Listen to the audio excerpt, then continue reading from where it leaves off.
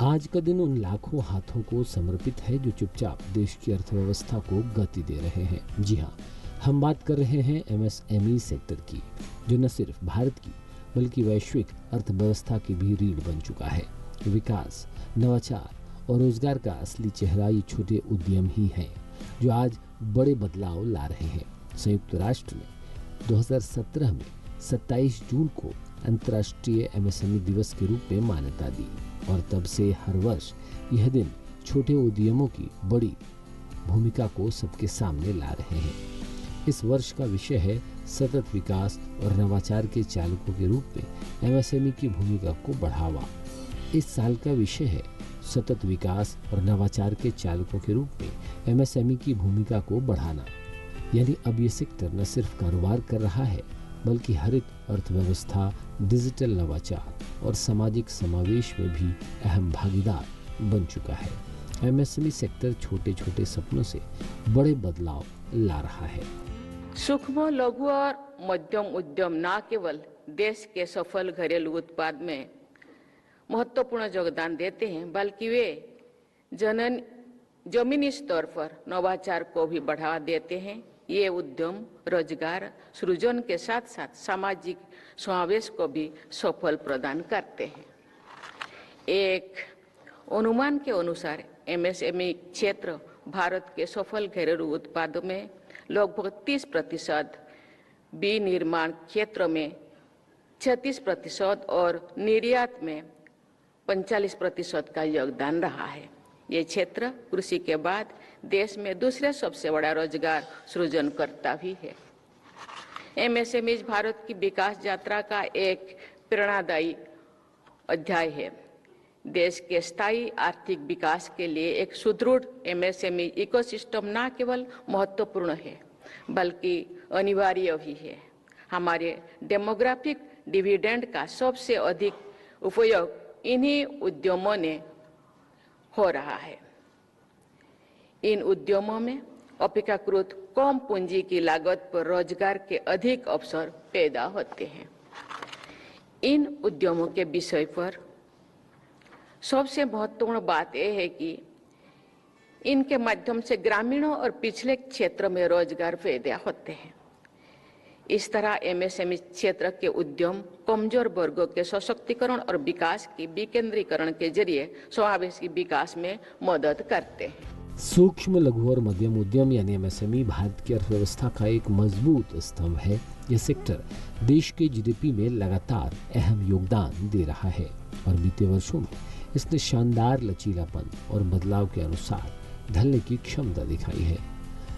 राष्ट्रपति द्रौपदी मुर्मू ने उद्यमों की मेहनत, नवाचार और रोजगार सृजन में उनके योगदान की सराहना की है और कहा कि भारत के आत्मनिर्भर बनने की राह में एमएसएमई की भूमिका निर्णायक है।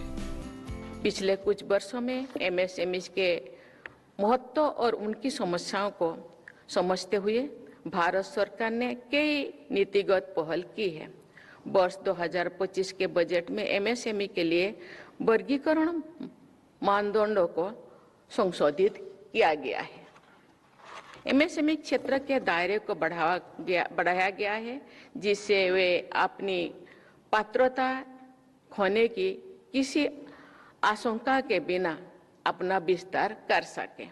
सूक्ष्म और लघु उद्यमों, स्टार्टअप और बेहतर रूप से संचालित निर्यातक एमएसएमई के लिए गारंटी कवर के साथ ऋण उपलब्धता बढ़ाया गया है। इन उद्यमों को प्रोत्साहित करने के लिए सरकार ये सुनिश्चित कर रही है कि केंद्रीय मंत्रालय, विभागों और केंद्रीय सार्वजनिक क्षेत्र के उद्यम अपनी वार्षिक खरीद आवश्यकताओं का कम से कम 35% सूक्ष्म और लघु उद्यमों से खरीदें। पीएम विश्वकर्मा योजना के तहत कारीगरों और शिल्पकारों का स्किल डेवलपमेंट किया जा रहा है और लोन तथा मार्केट तक उनकी पहुंच आसान बनाया जा रहा है। सरकार के प्रयासों से पंजीकृत एमएसएमई की संख्या में बहुत तेजी से वृद्धि हुई है। मुझे विश्वास है कि आज शुरू किया गया ऑनलाइन डिस्प्यूट रिजोल्यूशन पोर्टल विलंबित भुगतान के मामलों में त्वरित सुनवाई और निर्णय के लिए महत्वपूर्ण साबित है। इसके लिए मैं विभाग को बहुत बहुत धन्यवाद देती हूँ। एमएसएमई दिवस के मौके पर राष्ट्रपति ने इस सेक्टर की अहमियत का जिक्र किया। राष्ट्रपति ने कहा कि इसमें दो राय नहीं है कि एमएसएमई क्षेत्र देश की प्रगति में एक महत्वपूर्ण भूमिका निभा रहा है।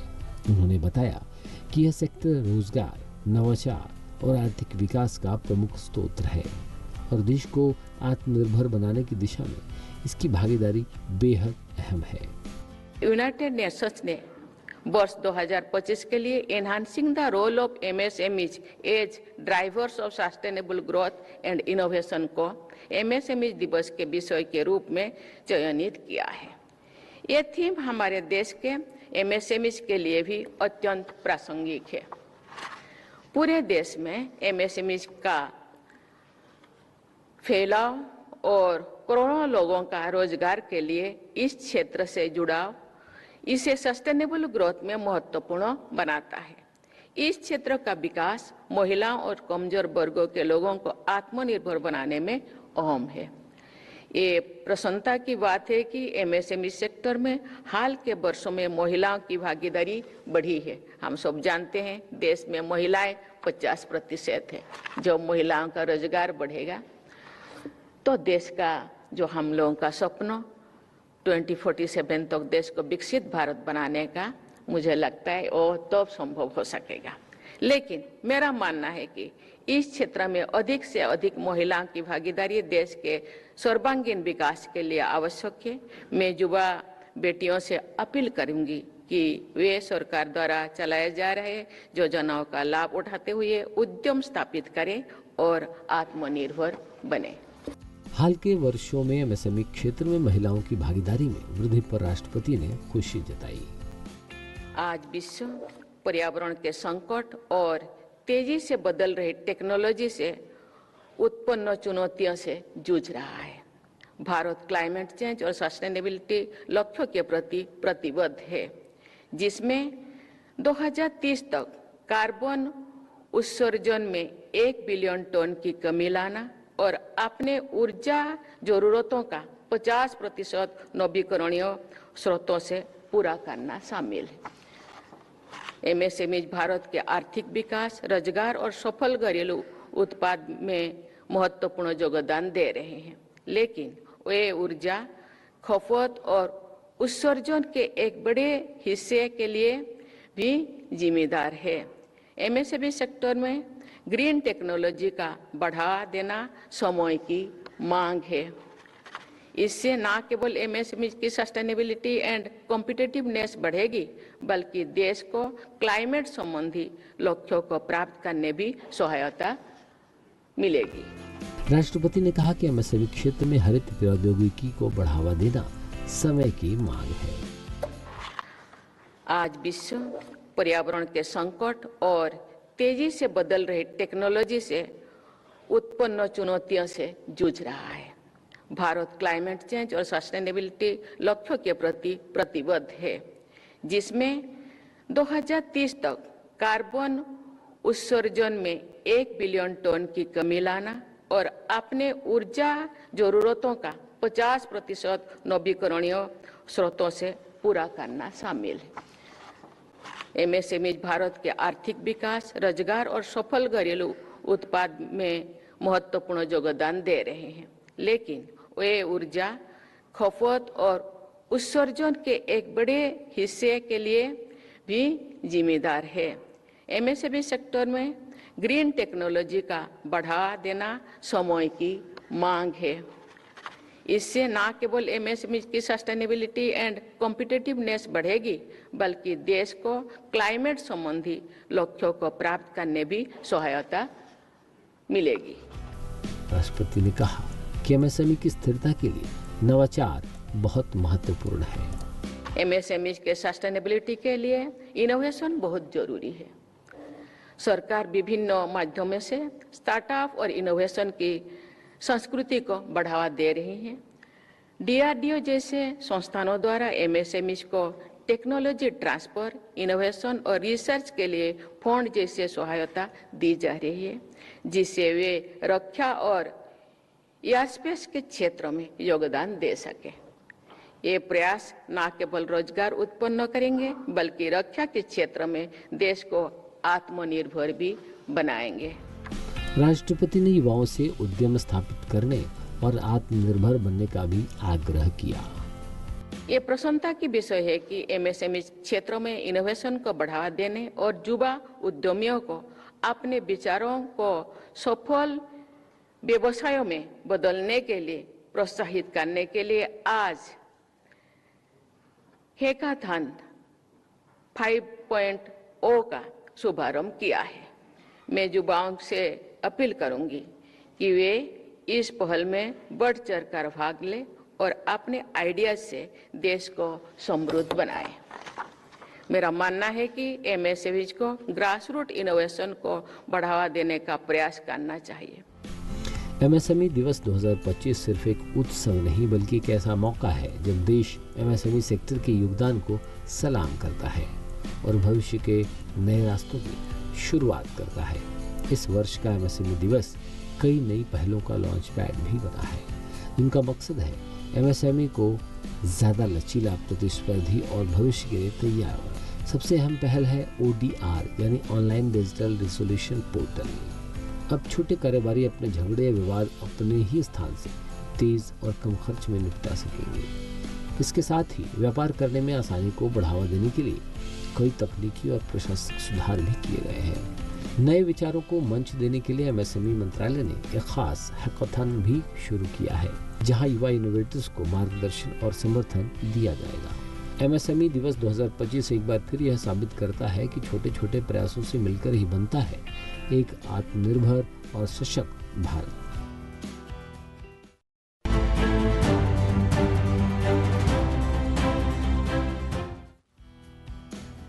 शेरवुड महाविद्यालय ने आज अपना 156वां स्थापना दिवस मनाया। इस मौके पर भारत के उपराष्ट्रपति जगदीप धनखड़ ने समारोह को संबोधित किया और शिक्षा के महत्व पर जोर दिया। उत्तराखंड के ऐतिहासिक शैक्षणिक संस्थानों में शामिल शेरवुड कॉलेज का स्थापना दिवस पूरे गौरव के साथ मनाया गया। उपराष्ट्रपति जगदीप धनखड़ ने इस मौके पर कहा कि शिक्षा ईश्वर का उपहार है। उन्होंने छात्रों और शिक्षकों से गुणवत्तापूर्ण और समर्पित शिक्षा की दिशा में काम करने का आह्वान किया। Education is a gift of God. If you get quality education, you are lucky. If you get this kind of education in a nation of 1.4 billion, you are privileged in the right sense.